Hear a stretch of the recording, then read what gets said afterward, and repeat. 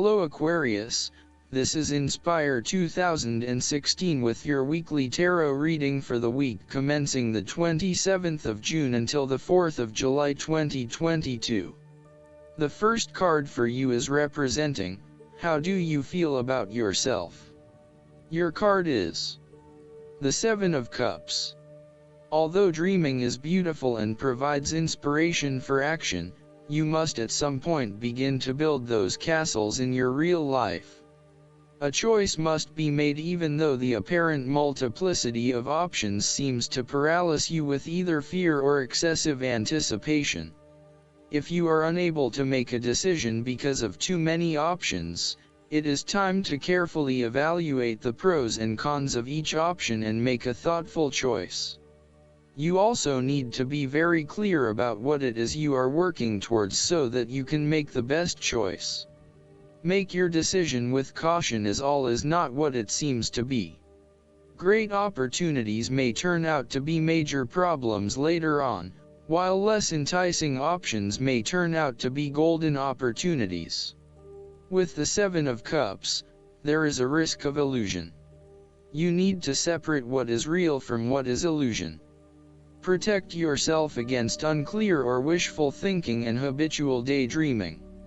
Oftentimes, this card shows choices and plans that have little or no basis in reality.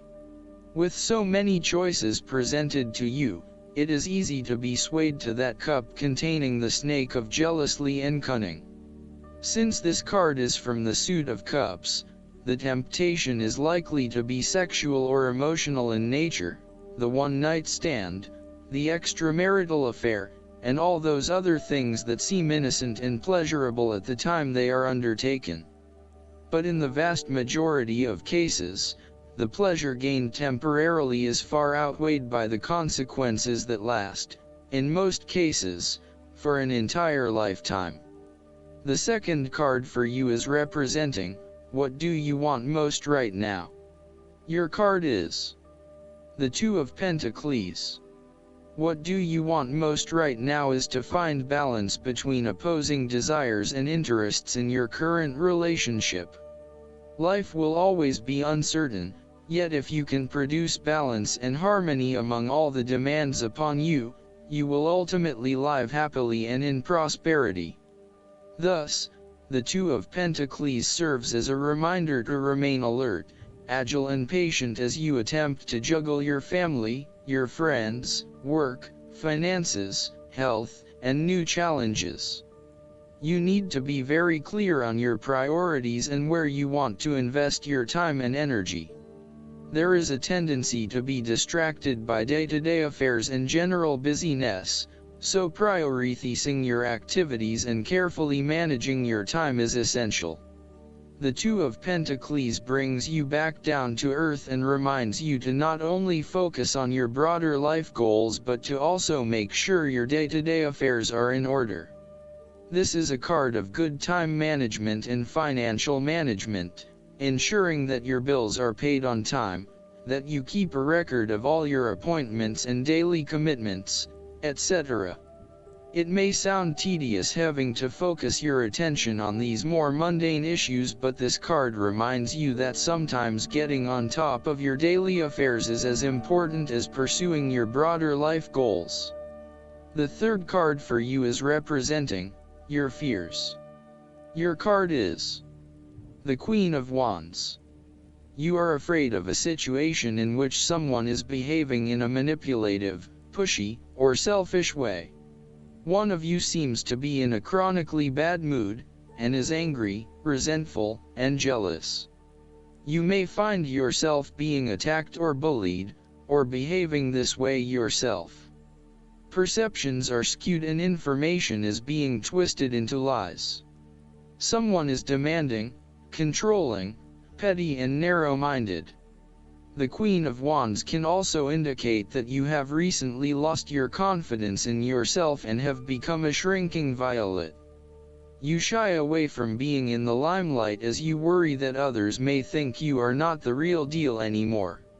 You may have even had a recent fall from grace and are now slightly embarrassed about your reputation. What you need to do is restore faith and belief in yourself. Draw from that positive energy that usually lies within and know that you can combat anything once you set your mind to it. The fourth card for you is representing what is going for you. Your card is the Ten of Swords. You may feel powerless as something comes to a crashing and sudden end, and you feel as if you are being attacked or backstabbed by someone else. You may even use this challenging time to portray yourself as a martyr, to show that you have put your interests last but have suffered as a result. The Ten of Swords also indicates a difficult experience of endings, loss, pain, or release.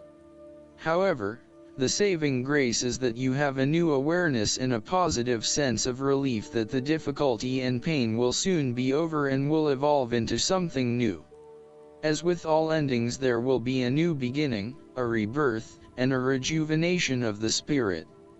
So, while this card may seem negative at first glance, it is a card of hope and an indication that your troubles will not be permanent. Furthermore, this is the final moment, and no more pain will come to you from that source. It is darkest before the dawn, and as gloomy as it looks, the sun will rise again. It can only get better from here. The Ten of Swords is about letting go and accepting your current circumstances. You no longer resist change but allow it to happen, even if it causes some initial pain and hurt to you. You accept that there must be change in order to facilitate renewal, and you allow it to occur rather than fighting it. After a painful situation, it is a signal to pick yourself up off the ground and to reflect upon what happened to you and why, and what you can learn from the experience. The Ten of Swords is a sign that the pain and hurt you have endured has not gone without purpose. The positive power within you can be used to learn from your pain and draw wisdom from defeat. The fifth card for you is representing what is going against you.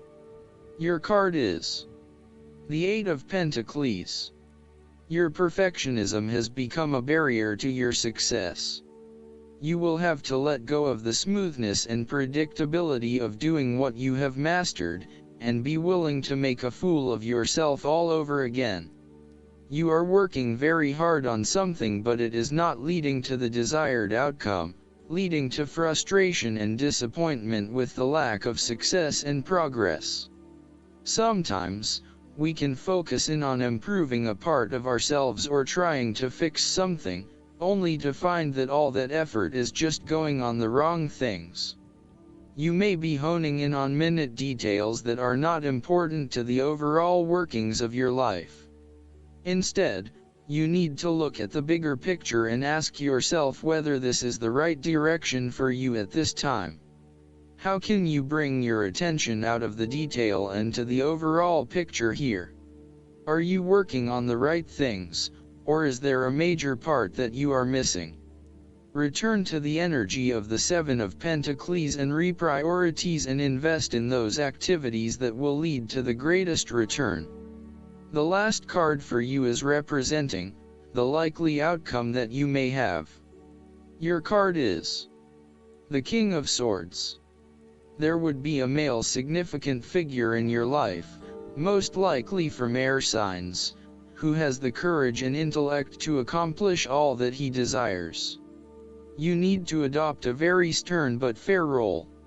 You have clarity of mind and can perceive the truth right now, so you must take the lead with providing an objective point of view. You are well positioned to judge your situation appropriately and identify the limiting behaviors that are getting the way. This is a time when you need to leave emotions out of it, and remain as objective and rational as possible. You may need to reason with others and be quite direct about what you are observing. You may be concerned that you are not being particularly caring or sympathetic, but at this point in time, this detachment is what is needed most. Similarly, the King of Swords encourages you to use your logic and intellect to navigate your path ahead. You will need to get to the heart of the matter, make firm and well-researched decisions, and ensure that you are firm but fair in your dealings with others. You need to be able to take any situation, look at it with total impartiality, and then come to a decision that is both fair and insightful. Last but not least, the guidance card for you is the romantic feelings. Your feelings are real and worth exploring. The stirrings within your heart represent the song of romance calling to you. This card comes to you as guidance to follow the pathway of those feelings. Perhaps you've met someone who made your heart leap, and you wondered whether to pursue him or her. Well, this card says that the answer is yes. Take action by flirting, asking the person out on a date, or making your feelings known. If you've recently been longing for more romance in your life, this card is a signal to take charge of making that happens. You can romance yourself by, for example, treating yourself to a luxurious massage or pedicure, buying yourself presents, or watching a romantic movie. You can also actively pursue and attract romance. First, affirm that it is already inside of you. A partner definitely brings these feelings to the surface, however, they were within you as a potential initially. The more you affirm, "I am romantically loved," the more you attract this condition within yourself and through a relationship. In some cases, you'll receive this card as a signal that you are ready for a new relationship. It then guides you to take action, such as being aware of people you meet who may be potential partners, as well as frequenting places where such potential partners may be. These would be locations or events associated with your hobbies and interests. I hope that you enjoy everything, and if you like the reading, just please click subscribe and you will get instant notifications every time we publish a new video right to your YouTube. Thanks.